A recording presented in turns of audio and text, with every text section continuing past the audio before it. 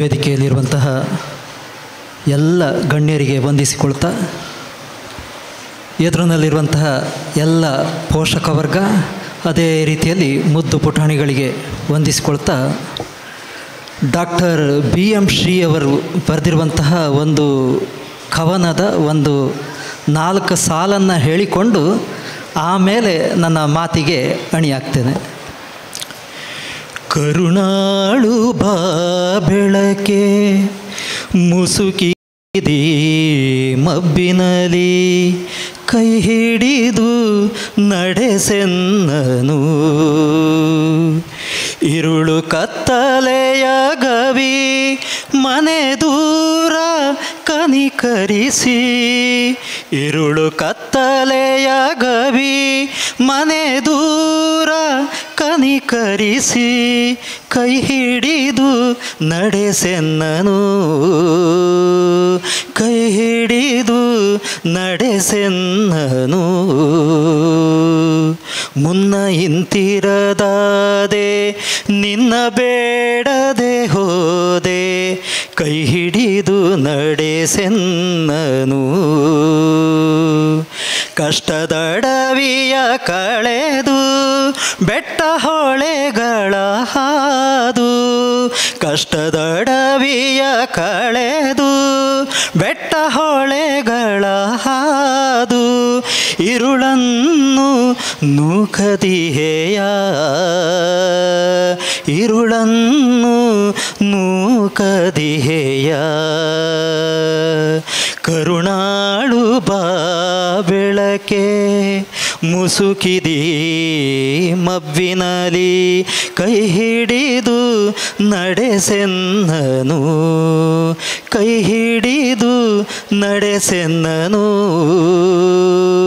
ಕೈ ಹಿಡಿದು ನಡೆಸೆನ್ನನು.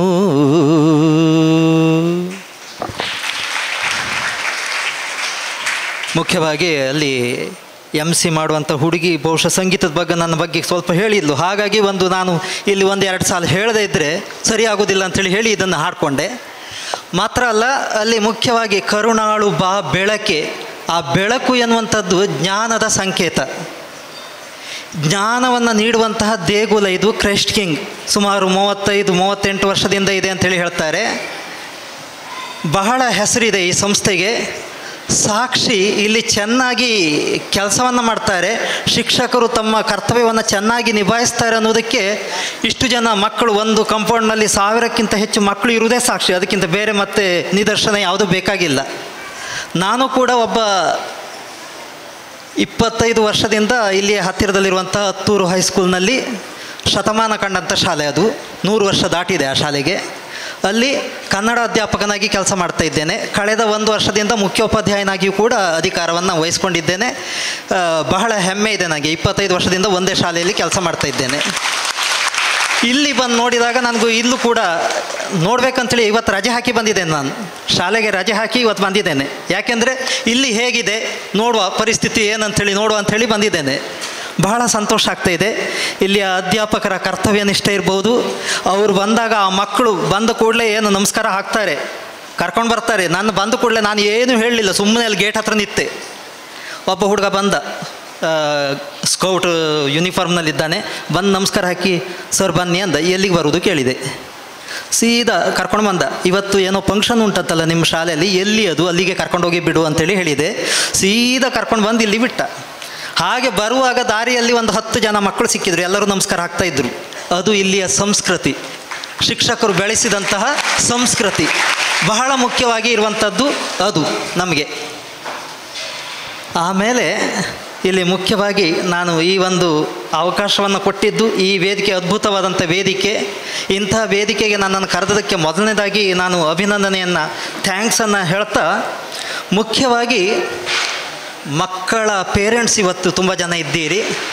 ನನ್ನ ಒಂದು ಶೈಕ್ಷಣಿಕ ಅನುಭವದ ಆಧಾರದ ಮೇಲೆ ಹೇಳುವಂಥದ್ದು, ಇವತ್ತು ಮಕ್ಕಳು ಬಹಳ ಕಷ್ಟದಲ್ಲಿದ್ದಾರೆ. ಪೇರೆಂಟ್ಸ್ಗಿಂತ ತುಂಬ ಒತ್ತಡ. ನಮಗೆ ಗೊತ್ತಾಗೋದಿಲ್ಲ. ತುಂಬ ಒತ್ತಡದಲ್ಲಿದ್ದಾರೆ ಮಕ್ಕಳು. ಅವರ ಒತ್ತಡಕ್ಕೆ ನೀವು ಸ್ಪರ್ಧಾಯುಗ ಪಾಪ ಪ್ರತಿಯೊಂದಕ್ಕೂ ಕೂಡ ನೀವು ಏನು ಮಾಡ್ತೀರಿ ಅಂದರೆ ಇನ್ನೊಬ್ಬ ಹುಡುಗನನ್ನು ಅಥವಾ ಹುಡುಗಿಯನ್ನು ಹೋಲಿಕೆ ಮಾಡ್ತೀರಿ. ದಯವಿಟ್ಟು ಅದನ್ನು ಮಾಡಲಿಕ್ಕೆ ಹೋಗಬೇಡಿ. ಮಕ್ಕಳು ಎಲ್ಲರೂ ಕೂಡ ಒಂದೇ ರೀತಿ ಇರುವುದಿಲ್ಲ. ದೇವರು ಎಲ್ಲರಿಗೂ ಒಂದು ಪ್ರತಿಭೆಯನ್ನು ಕೊಟ್ಟಿರ್ತಾನೆ, ಪ್ರತಿಯೊಬ್ಬರಿಗೂ ಪ್ರತಿಭೆ ಇರ್ತದೆ. ಆದರೆ ಅದು ಯಾವುದು ಅಂಥೇಳಿ ಗುರುತಿಸಬೇಕಾದಂಥದ್ದು ನಮ್ಮದು ಜವಾಬ್ದಾರಿ. ಅದು ಶಿಕ್ಷಕರು ಮತ್ತು ಮಕ್ಕಳ ಪೇರೆಂಟ್ಸ್ ಅವರಲ್ಲಿ ಇರುವಂಥದ್ದು ಆ ಶಕ್ತಿ. ಮಕ್ಕಳಿಗೆ ಗೊತ್ತಾಗೋದಿಲ್ಲ ಅವರಲ್ಲಿರುವಂಥ ಪ್ರತಿಭೆ ಏನಂತೇಳಿ. ಪ್ರತಿಯೊಬ್ಬರಲ್ಲಿಯೂ ಇರ್ತದೆ ಪ್ರತಿಭೆ. ಅದರ ಬಗ್ಗೆ ಜಾಗ್ರತೆಯನ್ನು ನಾವು ವಹಿಸಬೇಕು. ಮಕ್ಕಳು ಒಂದೇ ರೀತಿಯಾಗಿ ಇರುವುದಿಲ್ಲ. ಹೇಳಿದೆ, ಮಕ್ಕಳಲ್ಲಿ 3 ರೀತಿಯಾಗಿ ಇರ್ತಾರಂತೆ. ಕೆಲವರು ಕರ್ಪೂರದ ಹಾಗೆ. ಕರ್ಪೂರ ಗೊತ್ತಿದೆ, ಕ್ಯಾಂಪರ್. ಬೆಂಕಿಯನ್ನು ಹತ್ತಿರ ತೆಗೆದುಕೊಂಡು ಹೋದರೆ ಸಾಕು, ಟಕ್ ಅಂತೇಳಿ ಹೊತ್ಕೊಳ್ತದೆ ಅದು.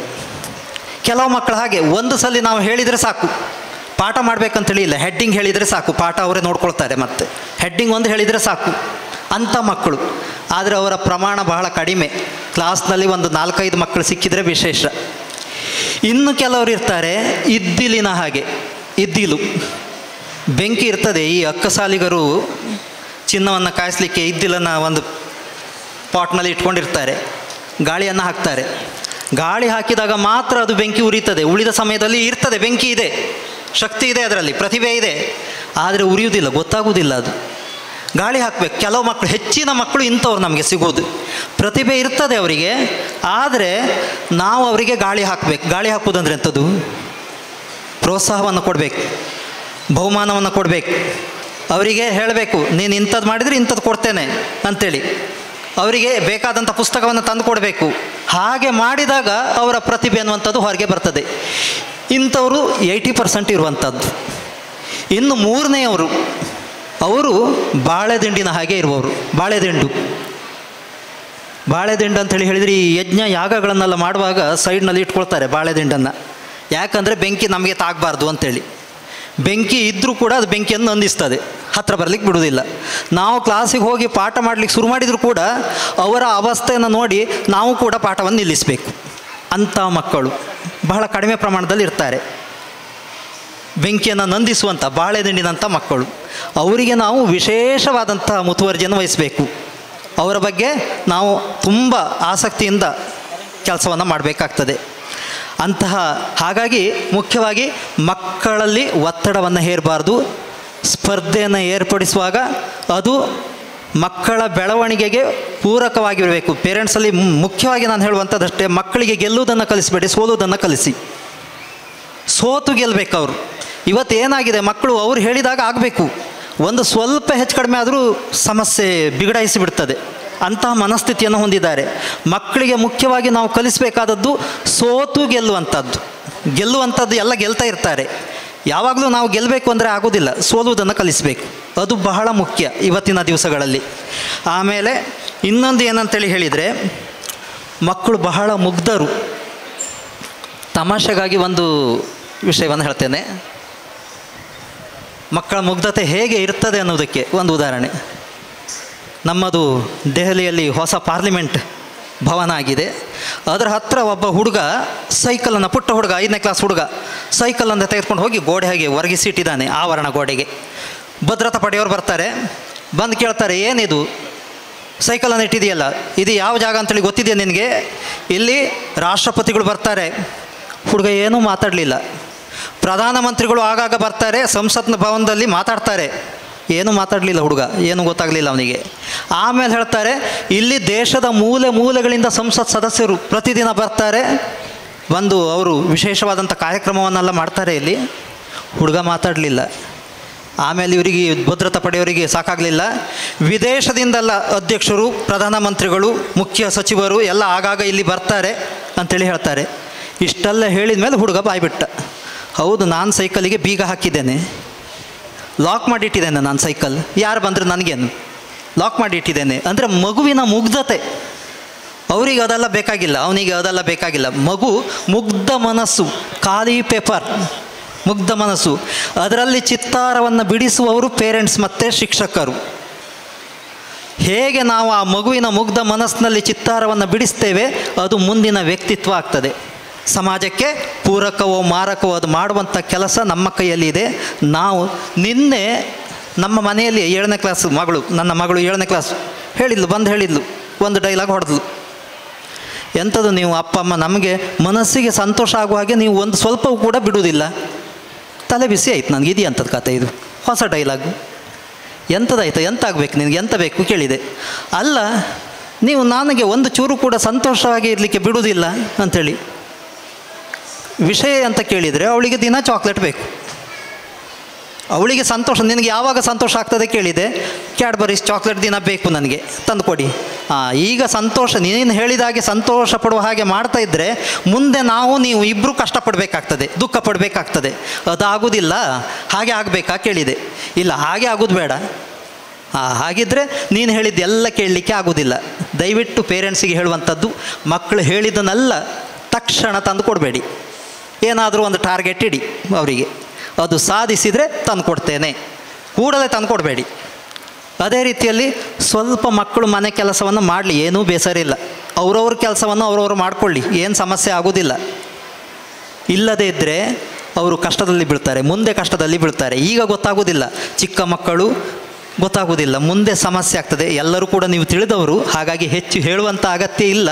ಆದರೂ ಕೂಡ ನನ್ನ ಅನುಭವದ ಆಧಾರದಲ್ಲಿ ಒಂದೆರಡು ಮಾತನ್ನು ಹೇಳ್ತಾ ಇದ್ದೇನೆ. ಈ ರೀತಿಯಾಗಿ ಇನ್ನು ಹೆಚ್ಚು ಮಾತಾಡಲಿಕ್ಕಿಲ್ಲ, ನನಗೆ ಟೈಮ್ ಕೊಟ್ಟದ್ದೇ 5 ನಿಮಿಷ, ಹಾಗಾಗಿ ಆಯಿತು ಅಂತೇಳಿ ಎಣಿಸ್ಕೊಳ್ತೇನೆ. 5 ನಿಮಿಷ ಈ ಒಂದು ಅವಕಾಶವನ್ನು ಕೊಟ್ಟಿದ್ದೀರಿ. ಬಹಳ ಅದ್ಭುತವಾದಂಥ ವೇದಿಕೆಯಲ್ಲಿ ನನಗೆ ಅವಕಾಶ ಸಿಕ್ಕಿದೆ. ಇದಕ್ಕಾಗಿ ಇನ್ನೊಮ್ಮೆ ಧನ್ಯವಾದಗಳನ್ನು ಅರ್ಪಿಸುತ್ತಾ, ಈ ಸಂಸ್ಥೆ ಅನ್ನುವಂಥದ್ದು ತುಂಬ ಹೆಸರಿದೆ, ಇನ್ನೂ ಹೆಚ್ಚಿಗೆ ಹೆಸರನ್ನು ಮಾಡುವಂತೆ ಆಗಲಿ. ಇದರ ಕೀರ್ತಿ ಪತಾಕೆ ಅನ್ನುವಂಥದ್ದು ನಮ್ಮ ದೇಶ ಮಾತ್ರ ಅಲ್ಲ, ಪ್ರಪಂಚದಾದ್ಯಂತ ಹರಡಲಿ. 100 ಕಾಲ ಅತ್ಯುತ್ತಮವಾಗಿ ಸಂಸ್ಥೆ ಪ್ರಸಿದ್ಧಿಯನ್ನು ಪಡೆಯಲಿ ಅಂಥೇಳಿ ಹೇಳ್ತಾ, ಇನ್ನೊಮ್ಮೆ ನನ್ನ ಮಾತನ್ನು ಕೇಳಿದ್ದಕ್ಕಾಗಿ ತಮಗೆಲ್ಲರಿಗೂ ಕೂಡ ವಂದನೆಯನ್ನು ಸಲ್ಲಿಸಿ ನನ್ನ ಮಾತನ್ನು ಮುಗಿಸ್ತೇನೆ. ಧನ್ಯವಾದಗಳು.